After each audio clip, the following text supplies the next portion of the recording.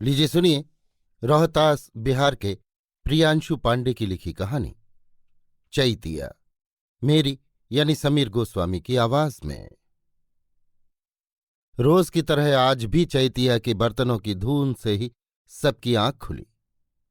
सेठाइन जब सवेरे गायों के लिए रात की बासी रोटी रखने जाती तो किवाड़ भी खोल देती और चैतिया के आने की प्रतीक्षा करने लगती, क्योंकि उन्हें भी पता था कि आज इस घोर कलयुग में पश्चिमी सभ्यताओं में लीन लोग कहाँ भागवत कथाओं को सुनना पसंद करेंगे। जो दो बहुएं थीं उनमें से बड़ी को गांव जवार की शिकायत करने से फुर्सत न थी, छोटी को साजो श्रृंगार से फुर्सत न मिलती, और इनकी इन्हीं आदतों के कारण चैतिया को 2 वक्त की रोटी का काम मिल गया था।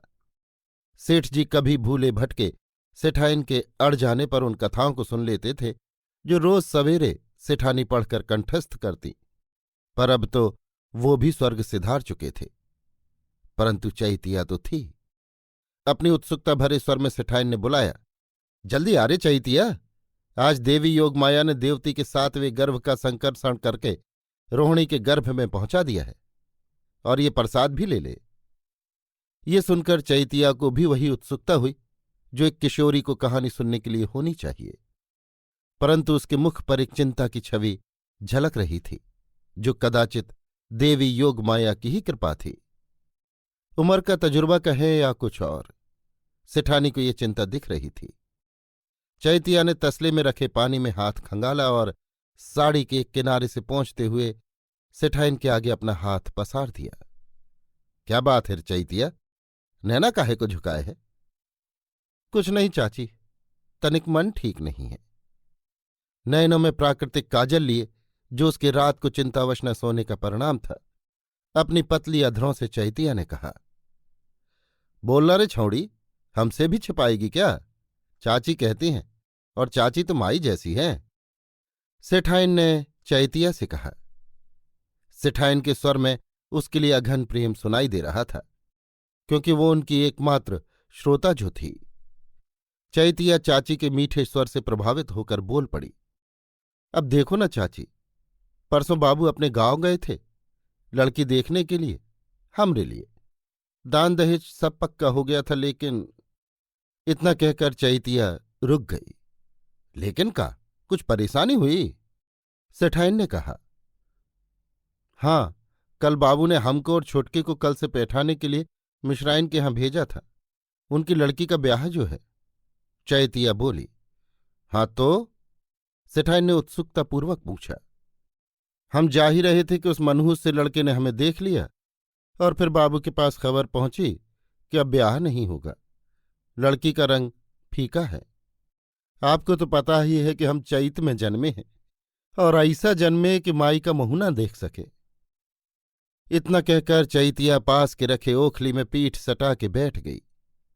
भले ही उसकी आंखों से बूंदें न गिरी, लेकिन उसके रुदन भरे एक एक स्वर उसे अभागिन होने का एहसास दिला रहे थे। सेठाइन भी उसे कुछ देर तक देखती रहीं और मन ही मन उसके लिए ईश्वर से प्रार्थना करने लगीं। कुछ देर बाद सेठाइन चैतिया के चिंतन पर विराम लगाने की कोशिश करते हुए बोली, तू काहे को परेशान होती है? ये सब बात तेरे सोचने की थोड़ी है। ये सब जड़ जिम्मेदारी का काज अपने बाबू पर छोड़ दे, तेरी तो अभी खेलने कूदने की उम्र है। ये सुनकर चैतिया हृदय में दुख और कंठ में थोड़ी सी ठिठोली लिए सेठाइन से बोली, खेलने कूदने की प्रभु ने जो छूट दी होती तो तुम्हारे यहां रोज सुबेरे सुबेरे बर्तन मांजने क्यों आती? ये सुनकर पुनः सेठाइन कुछ समय के लिए मौन हो गई। चैतिया ने ये सोचकर कि अपने दुख से इन्हें क्यों दुखी करूं, सेठाइन से कहा, अरे हमारी बात तो खत्म न होगी, तुम अपनी कथा शुरू करो। दोनों अपनी अपनी जगह पर बैठती हैं और सेठाइन कथा आरंभ करती हैं।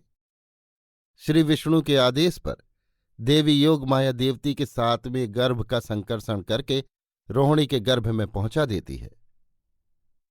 लेकिन कल तो तुम कह रही थी कि देवकी का गर्भपात हो गया। चैतिया बोली, अरे ना पगली, वो तो प्रभु की लीला थी, उस पापी कंस को छलने की। सेठाइन ने उत्तर दिया। सेठाइन प्रभु की लीला का वखान कर रही थी कि उधर एक लंबे कद, सफेद चमड़ी, तीखे नैन और चढ़े हुए भौहों वाला एक युवक सेठाइन की ओर चला आ रहा था। वो उनके 3 पुत्रों में सबसे छोटा पुत्र नयनसुख था, जो लोहा दिए सफेद कुर्ता पजामा पहने कंधे पर गमछा लिए कहीं जाने की तैयारी में था और माई के पैर छूने आया था। माई के पूछने पर पता चला कि वो अपने दोस्त पुत्तन के ब्याह में जा रहा है, जो मिश्राइन की लड़की से हो रही है। घर में सबसे छोटा था इसलिए दुलारा था, अभी तक कुंवारा था इसलिए आजाद था, और आजादी इतनी कि चरस भी पी के आए तो किसी को टोकने की हिम्मत न होती। माई को भी कल तक ये उसके खाने पीने की उम्र है ऐसा लगता था, लेकिन जब से धोबिन ने इसके द्वारा खेत में घास गढ़ रहे सुगनी की लड़की की चुनरी खींचने की खबर सुनाई थी, तब से उनको उसके ब्याह की चिंता होने लगी थी। अब ब्याह शादी कल्पना मात्र की चीज थोड़ी है। बर के लिए कन्या या कन्या के लिए बर खोजना पड़ता है, उचित प्रबंध प्रयोजन करना पड़ता है। प्रबंध प्रयोजन तो हो जाए, लेकिन इस बगड़ैल को अपनी लड़की देगा कौन? यही सब कहते कहते सेठाइन ने चैतिया को घर जाने का इशारा किया। उधर नयनसुख भी पुत्तन की बारात के लिए अपनी मित्र मंडली के साथ निकल पड़ा। उसके मित्र कम सेवक ज्यादा प्रतीत होते थे। सेठ पुत्र जो था, इस पुत्र को कुपुत्र बनाने में इन्हीं सेवकों का हाथ था।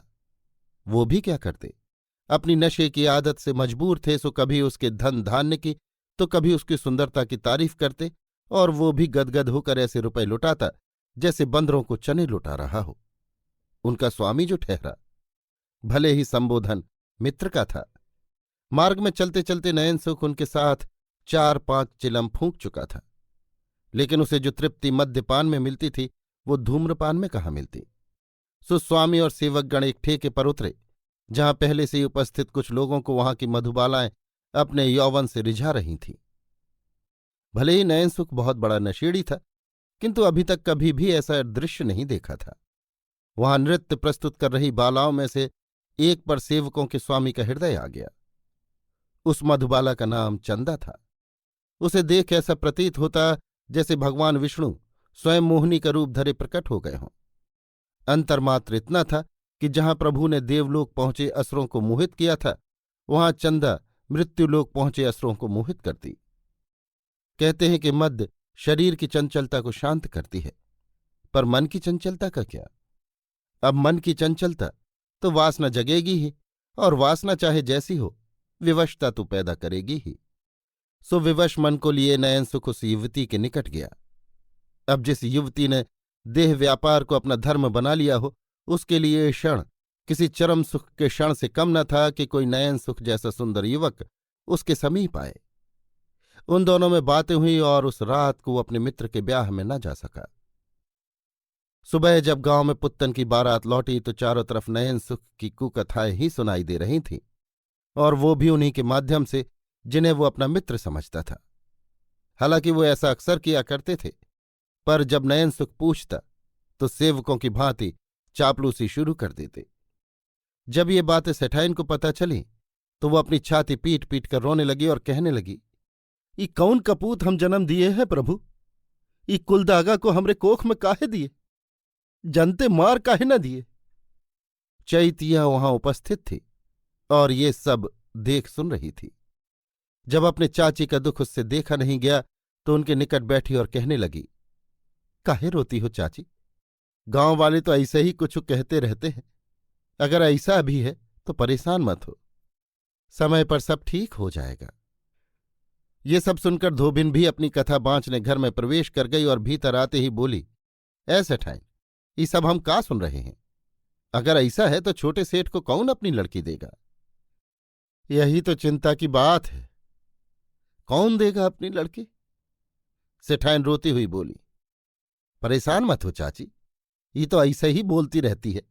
न कौन काम है न कौन धाम है, खाली इधर की बात उधर करना है। चैतिया खींचती हुई बोली, हाँ हाँ, बोल तो ऐसे रही है जैसे तू ही ब्याह कर लेगी।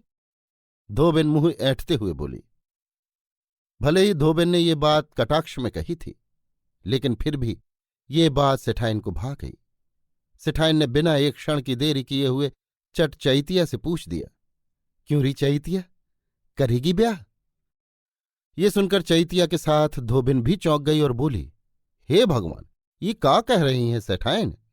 एक सेठ का ब्याह एक कुम्हारन से होगा तो समाज का कहेगा? हमको समाज की कौनो फिक्र नहीं है। तू जा और चैतिया के बाबू को बुला ला। कहना सेठाइन ने आदेश दिया है। और चैतिया, तू यहीं बैठ।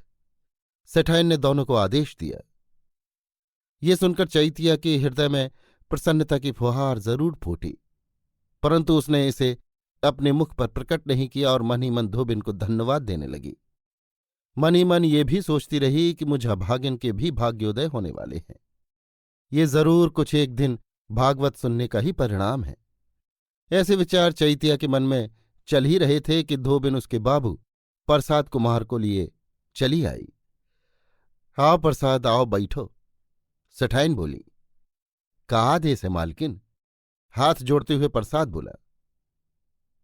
आज कौनो आदेश नहीं, विनती करने के लिए बुलाए हैं। सेठाइन बोली। काहे ठिठोली कर रही हैं मालकिन? प्रसाद ने आश्चर्य भाव से कहा। ठिठोली नहीं कर रहे प्रसाद, हम तुम्हारी छौड़ी को हमार बहू बनाना चाहते हैं। ये सुनकर प्रसाद के हृदय की सारी पीड़ा आनंद में परिवर्तित हो गई और उसके नेत्रों से आंसू झरने लगे। प्रसाद ने अपने करों को जोड़कर विनीत स्वर में कहा, आपका ये उपकार हम अगले जन्म तक भी नहीं चुका पाएंगे मालकिन। बाबू की स्वीकृति सुनकर चैतिया की सांवली सूरत पर कई दिनों बाद एक प्रसन्नता छलक पड़ी और वो अपनी प्रसन्नता और शर्माहट को समेटे हुए वहां से दौड़ पड़ी। अब क्योंकि इस मामले में सेठाइन ने नयनसुख के कुकर्मों के दंड स्वरूप उसका सलाह लेना भी उचित न समझा, अतः उन्होंने उस तक बस खबर पहुंचाई और गांव के मंदिर में ब्याह की तैयारी शुरू होने लगी। इधर नयनसुख की माई उसके ब्याह की तैयारी करती थी और वो उधर पूरा समय चंदा के साथ व्यतीत करता। अब तो चंदा को भी उससे प्रेम हो गया था। हो भी क्यों ना, रूप रंग धन धान्य से परिपूर्ण जो था। खैर, ब्याह हुआ और 1 वर्ष के बाद गौना ठीक हुआ। तब तक न चैतिया सेठाइन के घर आ सकती और न सेठाइन किसी को भागवत कथा सुना पाती। धीरे धीरे समय बीतता गया और उधर भोग विलास में डूबे रहने के कारण नयनसुख का स्वास्थ्य भी निरंतर गिरता रहा। कई बार खांसते खांसते उसके मुंह से रक्त भी निकलने लगता और ये सब सुनकर चैतिया मन ही मन भगवान से प्रार्थना करती रहती। ऐसे ही समय के साथ वो दिन भी आ गया जिस दिन चैतिया का गौना था। उसके मन में कई कल्पनाएं एक साथ चलती। उसने अपने ब्याह के दिन भी उतना दर्पण नहीं देखा था जितना आज देखती थी। हालांकि प्रसाद के घर से सेठाइन का घर 100 पग भी दूर न था, फिर भी उस गरीब कुम्हार ने अपनी चैतिया के लिए डोली सजाई थी। डोली सेठाइन के द्वार पर पहुंची और चैतिया ने डोली से उतरते ही अपनी उस चाची के चरण पड़े जो आज उसकी माई बनने जा रही थी। माई के आशीर्वाद देते ही अपने स्वामी के दर्शन की अभिलाषा लिए हुए उत्सुकतावश चैतिया बोली, माई, ऊ कहाँ है? माई चेहरे पर मुस्कान और हृदय में थोड़ी सी चिंता जो उनके मुख से प्रकट नहीं हो रही थी लिए बोली, जाओ, वहां सोया है, कभी कभी खांसता भी है। माई से आज्ञा लेकर चैतिया कमरे में चली गई और जाते ही अपने स्वामी के चरण स्पर्श करके अपने माथे पर लगाया। नयनसुख उसके इस स्वभाव को देखकर अति प्रसन्न हुआ, क्योंकि अभी तक उसे किसी स्त्री से ऐसी सम्मान की प्राप्ति नहीं हुई थी, पर वो कुछ बोल न सका। चैतिया वहां बैठ अपने स्वामी की आज्ञा की प्रतीक्षा करने लगी। कुछ क्षण बाद नयनसुख को हमेशा की भांति वही खांसी आने लगी जिसके बारे में माई ने संकेत दिया था, और चैतिया भी कभी कभार सुना करती थी। उसने नयनसुख को पानी दिया, पर पानी पीते ही नयनसुख मुंह से रक्त फेंकने लगा। ये देखकर वो घबरा कर रोने लगी और चिल्लाते हुए बाहर गई, माई, माई, ये देखिए ना, इनको का हो गया है। सेठाइन दौड़ते हुए कमरे में पहुंची, पर उन्हें कोई खांसी नहीं सुनाई दी। वो उनके पुत्र की आखिरी खांसी थी। चैतिया ये देखकर मूर्छित हो गई और वहीं गिर गई। सेठाइन का कलेजा अपने पुत्र की मृत्यु से ज्यादा चैतिया के भाग्यहीनता के कारण फट रहा था। अपने पुत्र के मृत शरीर को छोड़ सेठाइन ने चैतिया के माथे को अपनी गोद में रखा और कहा, तू सच में अभागिन है रे चैतिया, जो पूरी सुहागिन भी ना हो सकी। तू सच में अभागिन है। अभी आप सुन रहे थे रोहतास बिहार के प्रियांशु पांडे की लिखी कहानी चैतिया, मेरी यानी समीर गोस्वामी की आवाज में।